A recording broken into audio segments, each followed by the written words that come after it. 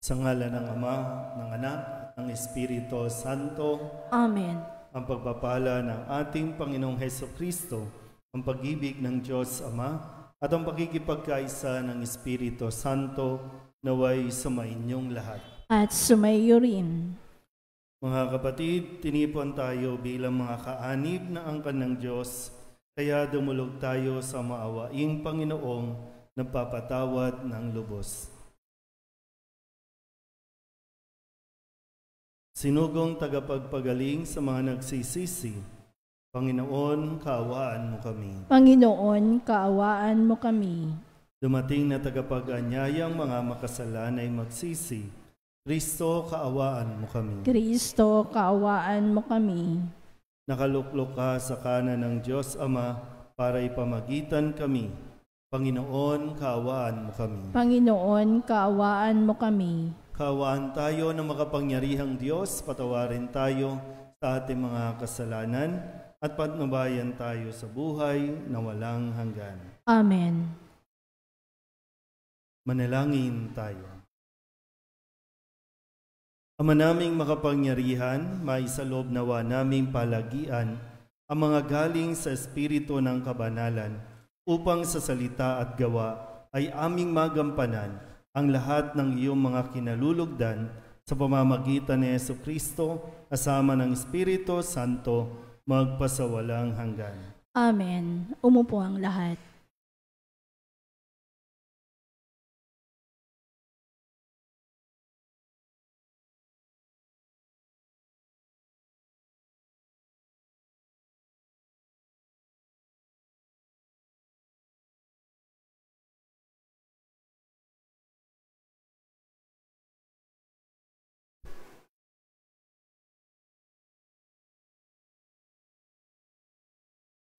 Ang simula ng aklat ni Sirak. Mula sa Panginoon ang lahat ng karunungan at yon ay taglay niya magpakailanman. Sino ang makabibilang ng butil ng buhangin sa dagat o ng iisa lamang ang talagang marunong? Dapat tayong gumalang na may paghanga sa harap ng kanyang luklukan. Ang Panginoon ang may likha ng karunungan, kinilala niya ang kahalagahan nito at ibinuhos niya ito sa lahat ng kanyang nilalang. Binahaginan niya ng karunungan ang lahat ng tao, ngunit higit na masagana ang bigay niya sa mga umiibig sa Kanya. Ang salita ng Diyos. Salamat sa Diyos. Salmong tugunan ang ating pong itutugon. Panginooy naghari na, ang damit niya'y maharlika. Tayo pong lahat. Panginooy naghari na, ang damit niya'y maharlika. Panginooy naghahari na ang suot sa katawan ay damit na maharlika at batbat ng kalakasan. Panginooy naghari na, ang damit niya'y maharlika. Ang sandigan ng daigdig, matatag ang pinatungan. Kahit ano ang gawin pa'y, hindi ito magagalaw. Ang trono mo ay matatag, simula pa noong una. Bago pa ang ano paman, likas ikay naroon na. Panginooy naghari na, ang damit niya'y maharlika. Walang hanggan, Panginoon, ang lahat ng tuntunin mo, sadyang banal at matatag, ang sambahang iyong templo. Panginooy naghari na, ang damit niya'y maharlika. Tumayo ang lahat.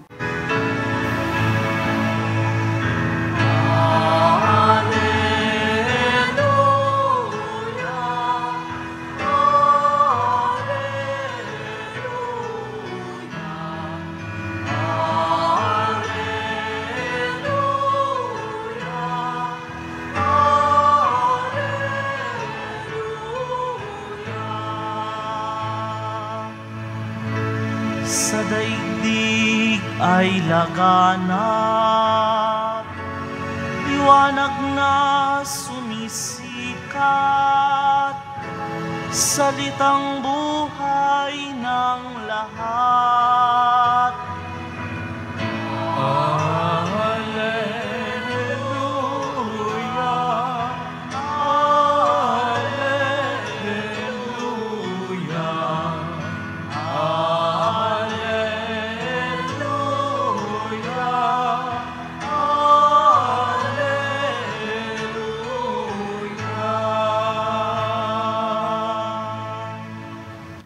Sumainyo ang Panginoon. At sumaiyo rin.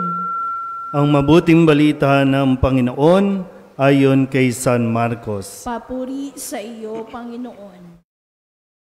Noong panahong iyon, habang bumababa si Jesus sa bundok, kasama sina Pedro, Santiago at Juan, ay nakita nila ang napakaraming taong nakapaligid sa mga alagad na naiwan at ang mga iskriba na nakikipagtalo sa mga ito. Nagulat ang mga tao nang makita nila si Jesus. Sila'y patakbong lumapit sa kanya. Binati siya. Tinanong ni Jesus ang kanyang mga alagad, "Ano ba ang pinagtatalunan ninyo at ng mga taong iyon?" Sumagot ang isa mula sa karamihan, "Guro, dinala ko po rito sa inyo ang aking anak na lalaki sapagkat siya'y inaalihan ng masamang espiritu at hindi makapagsalita. Tuwing aalihan siya nito, siya'y inilulugmok. Bumubula ang kanyang bibig at nagngangalit ang kanyang ngipin. At siya'y naninigas. Hiniling ko po sa inyong mga alagad na palayasin ang espiritu, ngunit hindi nila napalayas ito." Sinabi ni Jesus sa kanila, "Lahing walang pananampalataya. Hanggang kailan ako dapat manatiling kasama ninyo? Hanggang kailan ko kayo pagtitiisan? Dalhin ninyo rito ang bata." At dinala nga nila ito sa kanya. Nang si Jesus ay makita ng espiritu, biglang pinapangisay nito ang bata. Ano pat napalugmok ito sa kanya, at gumulong-gulong na bumubula ang bibig. Kailan pa siya inalihan ng masamang espiritu? Tanong ni Jesus sa ama. Mula pa po sa kanyang pagkabata, tugon niya. Madalas siyang ihagis nito sa apoy at sa tubig upang patayin. Kaya kung may magagawa kayo, mahabag po kayo sa amin at tulungan ninyo kami. Kung may magagawa, ulit ni Jesus, mapangyayari ang lahat sa may pananalig. Kaagad sumagot ng malakas ang ama ng bata, "Nananalig po ako. Tulungan ninyo ako bagamat ako'y nagkulang." Nang makita ni Jesus na dumaragsa ang mga tao, pinagsabihan niya ang masamang espiritu, "Ikaw, espiritong nagpapapipi at nagpapabingi, iniutos ko sa iyo, lumabas ka sa bata, at huwag ka nang papasok sa kanya." Nagsisigaw ang masamang espiritu, pinapangisay ang bata at saka lumabas. Naging mistulang bangkay ang bata, kaya't ang sabi ng marami, "Patay na." Subalit siya'y hinawakan ni Jesus sa kamay at ibinangon, at tumindig ang bata. Nang pumasok na si Jesus sa bahay, palihim siyang tinanong ng kanyang mga alagad, "Bakit po hindi namin mapalayas ang espiritu?" Sumagot si Jesus, "Ang ganitong uri ng espiritu ay hindi mapapalayas, kundi sa pamamagitan ng panalangin." Ang mabuting balita ng Panginoon. Pinupuri ka namin, Panginoong Hesukristo. Umupo ang lahat. Sa araw na ito, ating sinisimulang marinig ang mga pahayag mula sa aklat ni Sirach. So natapos na po natin yung kwento sa unang aklat, ang aklat ng Henesis, yung kwento ng paglikha, ang unang pagkakamali at pagkakasala ng tao, at yung pinakahuli nating narinig ay yung pangako ng Diyos sa pamilya ni Noe, no, na hindi niya na muling gugunawin ang mundo sa pamamagitan ng baha. So ngayon naman, sana po maganda pong basahin yung aklat ni Sirach. No? Kasi nandito yung parang sabihin natin, mga mas praktikal na mga payo, na mga kawikaan, hindi lang basta mga sabi-sabi, kundi mga kasabihan na magsisilbing gabay sa atin. Kaya nga dito pinapaliwanag ni Sirach itong karunungan. Sabihin nyo nga po, karunungan. Yan. Di ba ang sabi, sino bang makakabatid sa karunungan ng Diyos? Sino ang makabibilang ng mga butil ng buhangin sa dagat, ng patak ng ulan? Ang mula sa Panginoon, ang lahat ng karunungan. At nilikha ang lahat. Sabi dito, bago palikain ang alinmang nilalang, nilikha na ang karunungan. Sabihin nyo nga ulit, karunungan. Sino ba ang karunungan?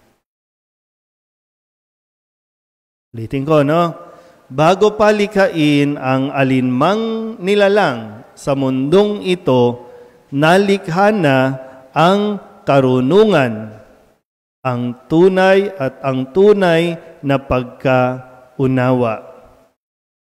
Basahin ko yung ibang bahagi. Ang karunungan ay nagmula sa salita ng Diyos. Sabihin nyo nga ulit, karunungan. So, ang ipinapakilalang karunungan sa aklat ni Sirach, walang iba kundi ang nagsasalita sa ating ebanghelyo mula kay San Marcos, si Kristo. Si Kristo ang karunungan. Isa sa mga titulo ng Mahal na Birhen ng Soledad ay Mahal na Birhen, Luklukan ng Karunungan, Seat of Wisdom.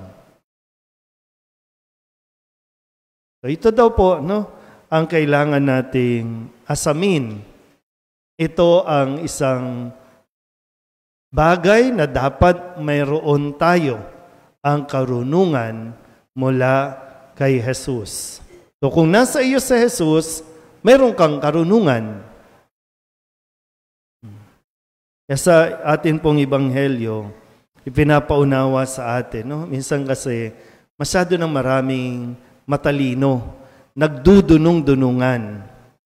Yung bang nakagraduate lang, nagkaroon lang ng diploma, nagkaroon lang ng medalya, pakiramdam niya sa sarili niya, alam niya na lahat. Pakiramdam niya sa sarili, mas matalino na siya sa lahat. Pero yung karunungan, kadalasan na sinasabi ng mundo, ito ang nagpapahamak sa tao. May mga bagay, kaya minsan yung pagmatalino na, o kaya feeling lang niya, pakiramdam niya, tingin niya sa sarili niya, matalino siya, kaya ang hirap na niyang umunawa at umintindi sa mga nangyayari, sa simpleng mga pangyayari lang sa buhay. Nahihirapan na.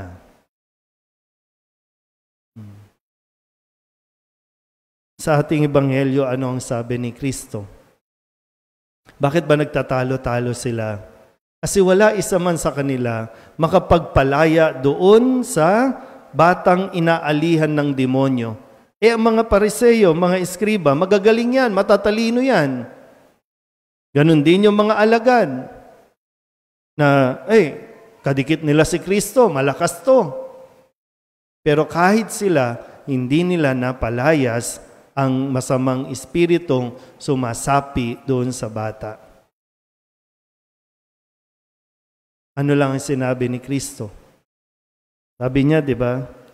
May mga ganitong uri na ang tanging makakapagpalaya o makakapagpalayas sa pamamagitan lang ng panalangin, dasal. Na para bang kadalasan, hindi nga natin maabot kasi hindi, nag-aral ka ng, may masteral ka, may doctoral ka, mataas ang pinag-aralan mo, tapos dasal lang. Yun lang ang sasabihin, masosolve na. Oo, yun lang talaga. Kahit sinong doktor, hindi ka mapapagaling. Kahit sino pang Poncio Pilato dyan na magsabing nakapag-aral na siya at nagpakadulubhasa na siya, may mga bagay na hindi talaga uubra sa sarili nating galing. Ang kailangan lang, simple lang, dasal lang. Hindi maaayos ng kung sino mang lawyer, attorney, judge, ang relasyon ninyong mag-asawa. Kahit pasabihin na natin, may pinaburan sa inyo. Dahil sa pag-aaway ninyo, gusto nyong maghiwalay, may pinaburan sa inyo.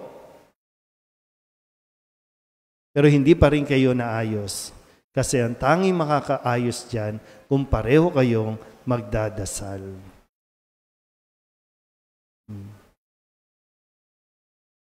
Kahit anong galing natin. Ito yung sinasabi ng karunungan. Na huwag mo nang ipilit. Lalo lang nagkakanda, gulo-gulo. Lalo lang lumalala. Kasi pinipilit mong pangunahan, pinipilit mong patunayan na ikaw ang magaling. Pero birayin mo yun, no? Minsan yung napakasimpleng dasal ng isang bata, yun ang nakatulong. Yun ang nakasolve ng problema.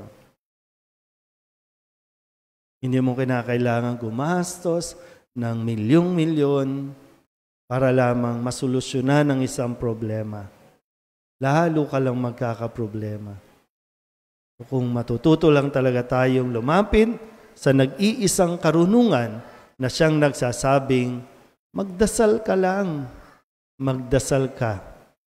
Matatapos din at maayos din yan. Kaya lang, minsan nga sa ganitong setup natin, pag nagmimisa tayo, kapag pinapahayag na ito, sarado ang isipan natin kasi mayroon talaga tayong sa tingin natin the best solution. Pero ilang taon mo nang tinatry eh. Ilang taon nang tinatry, sinusubukan mo. Subukan mo yung magdasal. Yun lang. Baka sakali. Hindi baka sakali. Kasi itong sinasabi sa Ebanghelyo. Tanging dasal ang kailangan sa problema mo. Amen?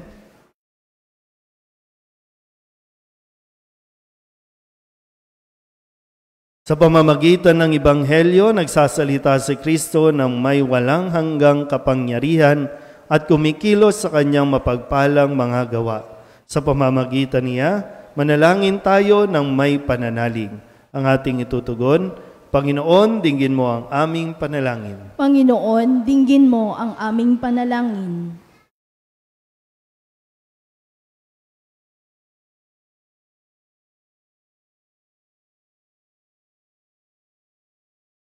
Ang simbahan naway patuloy na magturo ng katotohanan ni Kristo at labanan ang kasamaan sa ating panahon. Manalangin tayo sa Panginoon. Panginoon, dinggin mo ang aming panalangin.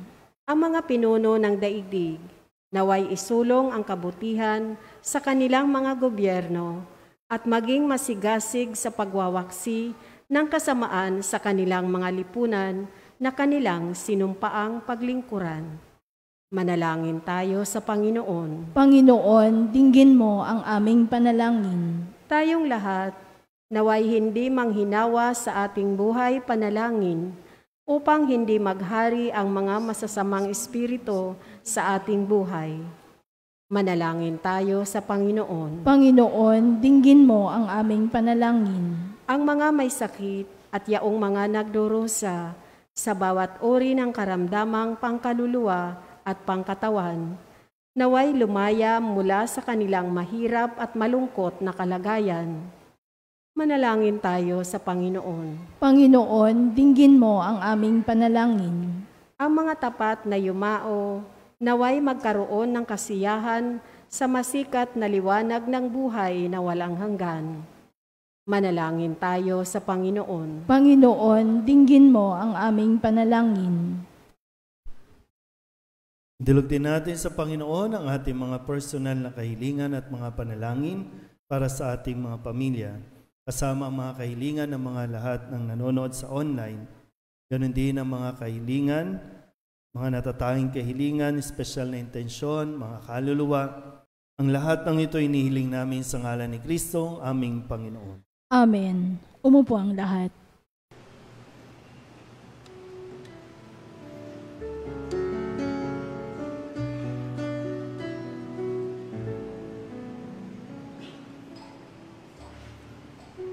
Alay namin aming buhay,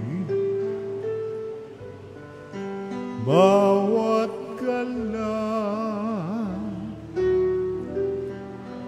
at lumbay, bawat pangarap naming taglay, sa palad mo ilalagay.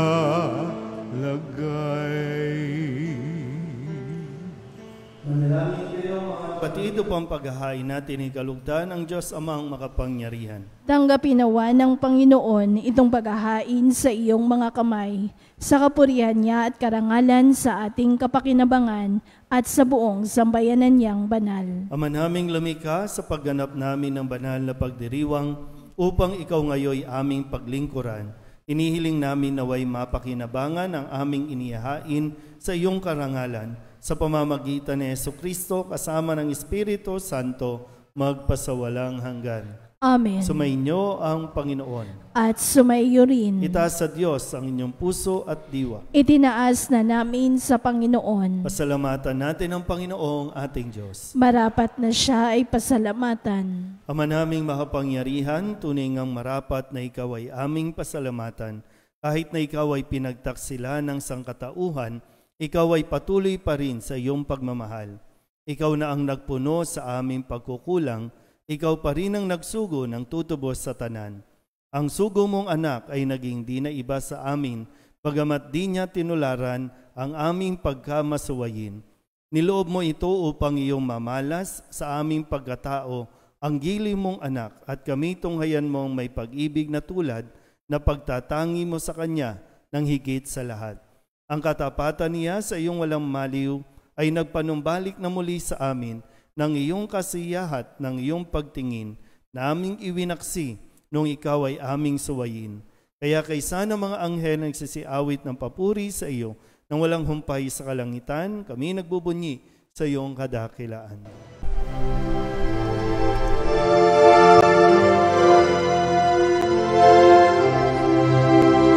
Santo, Santo, Santo, Panginoong Diyos makapangyarihan, napupuno ang langit at lupa ng kalwalhatian mo. Hosana sa kaitaasan, pinagpalang na paririto sa ngalan ng Panginoon. Hosana sa kaitaasan.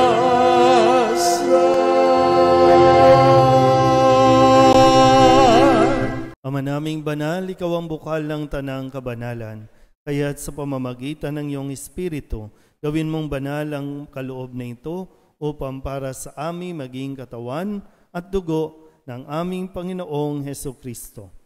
Bago niya pinagtiis ang kusang loob na maging handog, hinawakan niya ang tinapay, pinasalamatan kaniya, pinaghati-hati niya iyon, iniabot sa kanyang mga alagad at sinabi, "Tanggapin ninyong lahat ito at kahanin, ito ang aking katawan na ihahandog para sa inyo."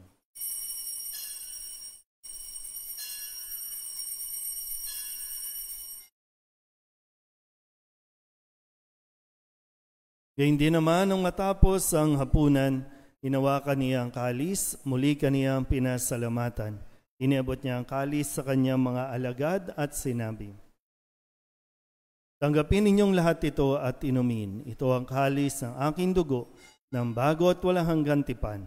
Ang aking dugo na ibubuhos para sa inyo at para sa lahat sa kapagpapatawad ng mga kasalanan.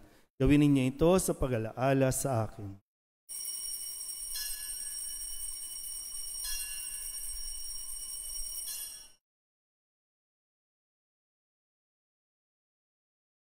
Ipagbunyi natin ang misteryo ng pananampalataya. Si Kristo'y namatay, si Kristo'y nabuhay, si Kristo'y babalik sa wakas ng panahon. Ama, ginagawa namin ngayon ang pag-alaala sa pagkamatay at muling pagkabuhay ng iyong anak.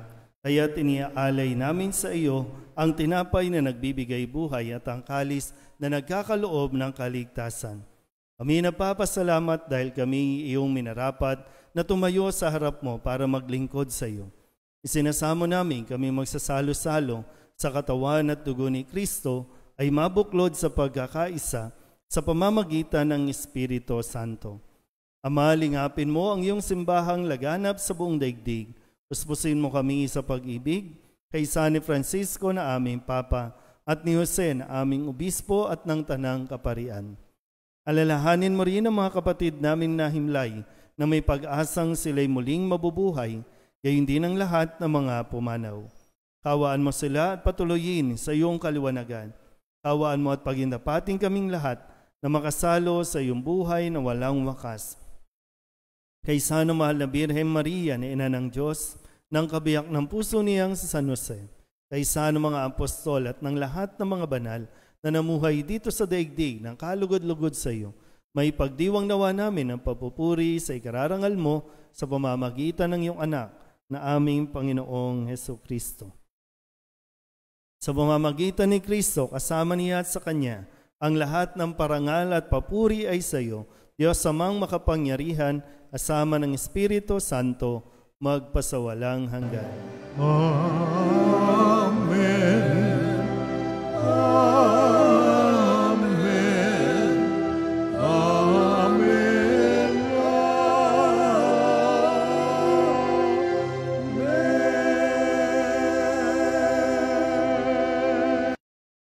Buong kababaang loob tayong tumawag sa ating Panginoon ng Ama namin.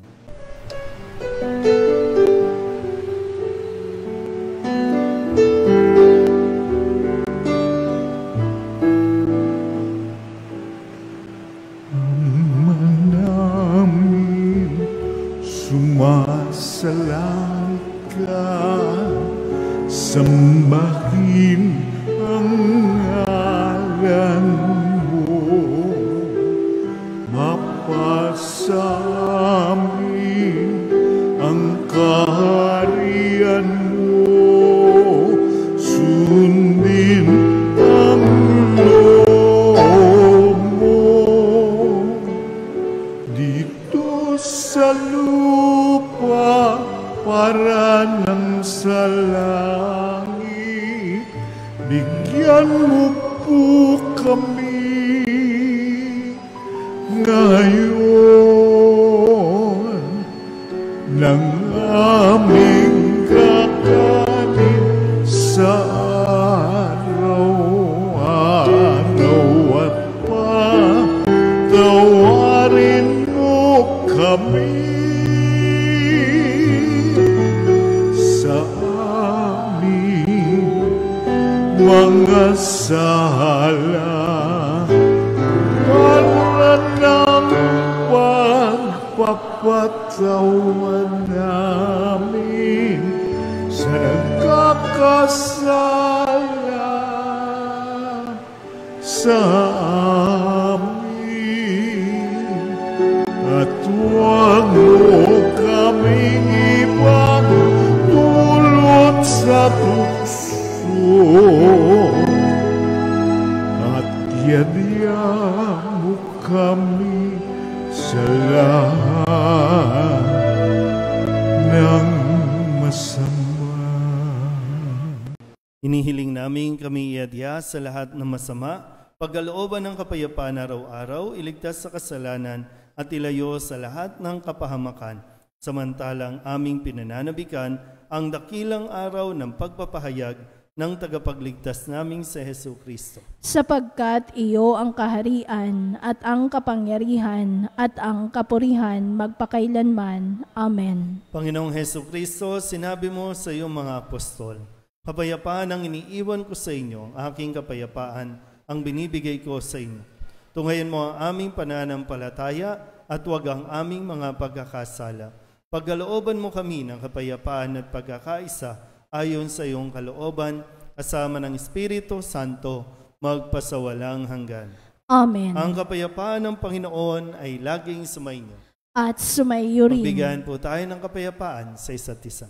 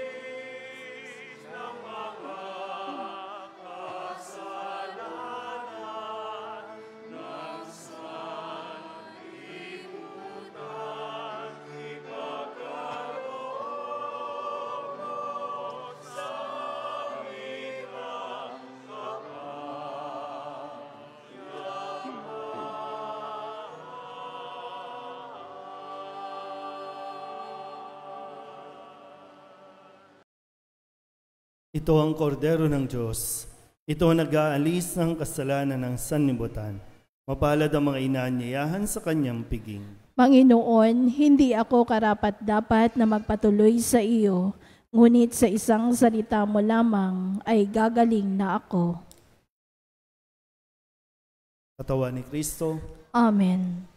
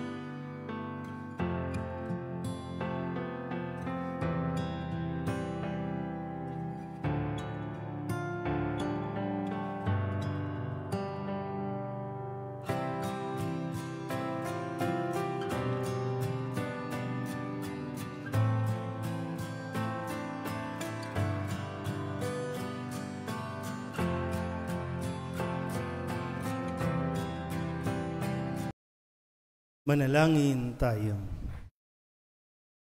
Ama naming mapagmahal, ipagkaloob mo ang aming mapakinabangan ang dulot na kaligtasan ng aming pinagsaluhan bilang sanla ng iyong tiyak na pagsagip sa tanan sa pamamagitan ni Jesucristo kasama ng Espiritu Santo magpasawalang hanggan. Amen. Sumainyo ang Panginoon At sumaiyo rin. at pagpalain kayo ng makapangyarihang Diyos, Ama at Anak at Espiritu Santo. Amen. Tapos na ang banal na misa, humayo tayo sa kapayapaan ni Kristo. Salamat sa Diyos. Sa araw na ito, ating sinisimulang marinig ang mga pahayag mula sa aklat ni Sirach. So natapos na po natin yung kwento sa unang aklat, ang aklat ng Genesis, yung kwento ng paglikha, ang unang pagkakamali at pagkakasala ng tao, at yung pinakahuli nating narinig ay yung pangako ng Diyos sa pamilya ni Noe, no, na hindi niya na muling gugunawin ang mundo sa pamamagitan ng baha.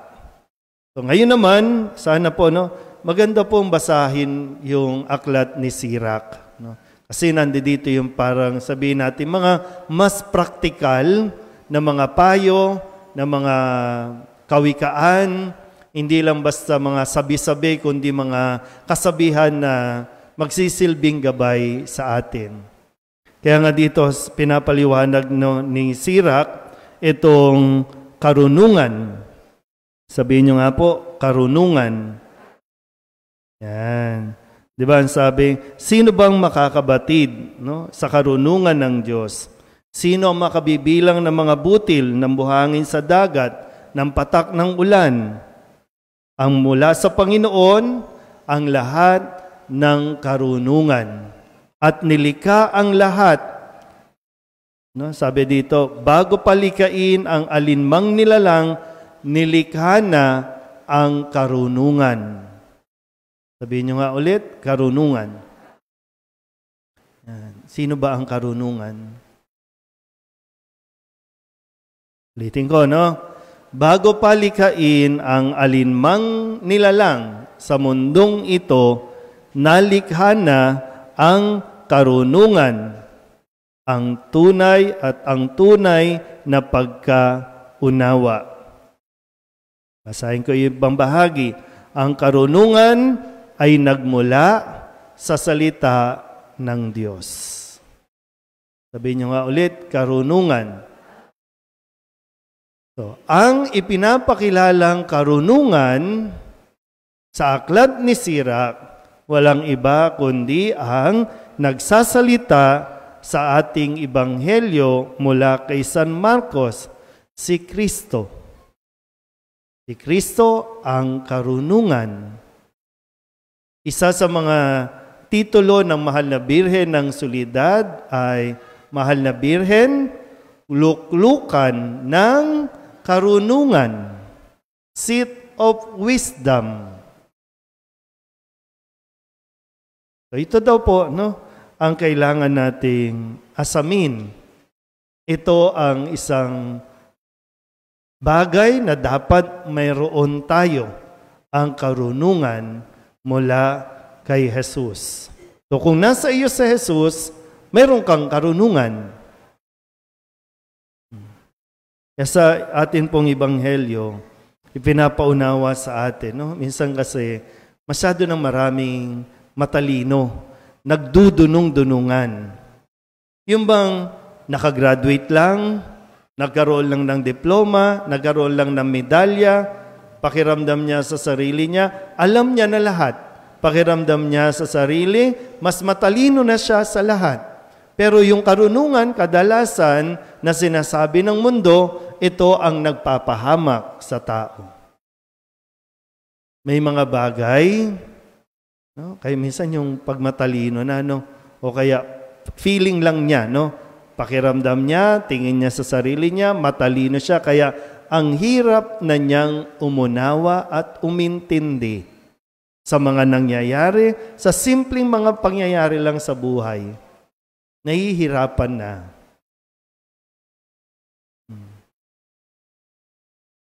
Sa ating ebanghelyo, ano ang sabi ni Kristo?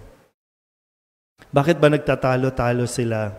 Kasi wala isa man sa kanila makapagpalaya doon sa batang inaalihan ng demonyo. Ang mga Pariseo, mga eskriba, magagaling yan, matatalino yan. Ganon din yung mga alagad na, kadikit nila si Kristo, malakas to. Pero kahit sila, hindi nila napalayas ang masamang espiritong sumasapi doon sa bata.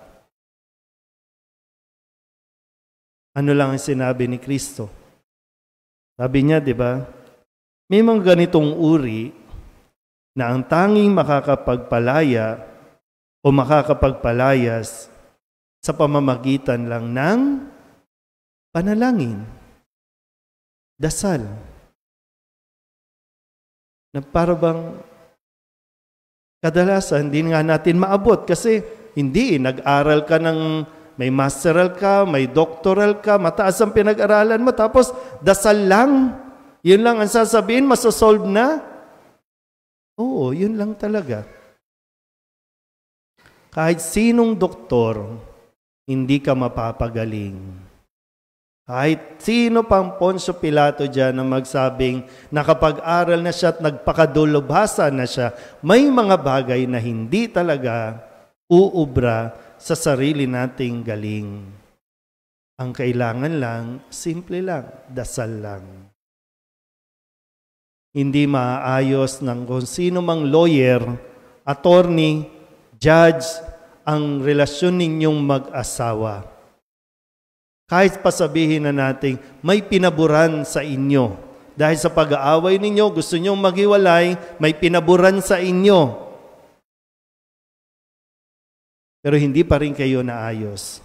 Kasi ang tanging makakaayos dyan kung pareho kayong magdadasal.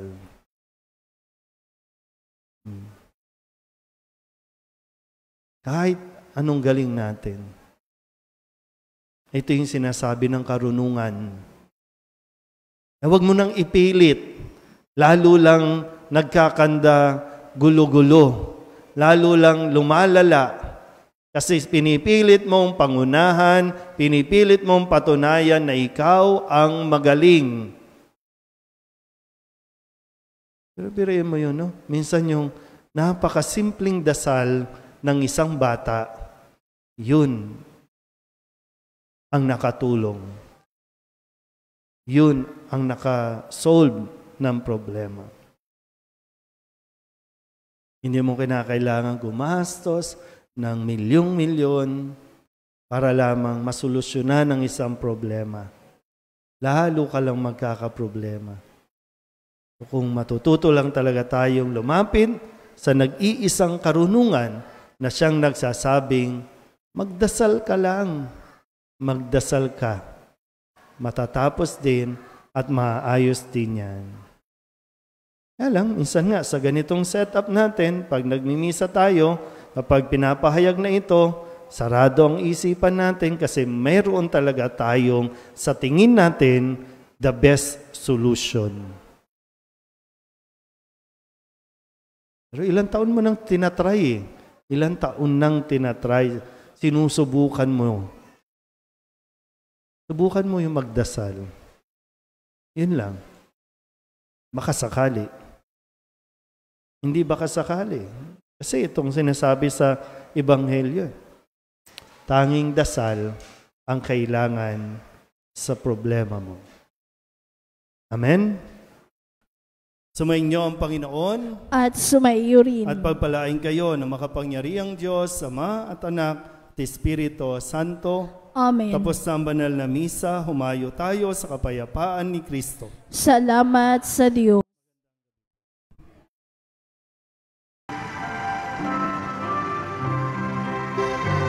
Nuestro Padre Jesus Nazareno, sinasamba ka namin, pinipintungo ka namin, aral mo ang aming buhay at kaligtasan. Nuestro Padre Jesus Nazareno, Iligtas mo kami sa kasalanan. Ang krus mong kinamatayan ay sagisag ng aming kaligtasan. Nuestro Padre Jesus Nazareno, dinarangal ka na amin. Nuestro Padre Jesus Nazareno, nilulwalhati ka namin. Nuestro Padre Jesus Nazareno, dinarangal ka na amin. Nuestro Padre Jesus Nazareno, nilulwalhati ka namin.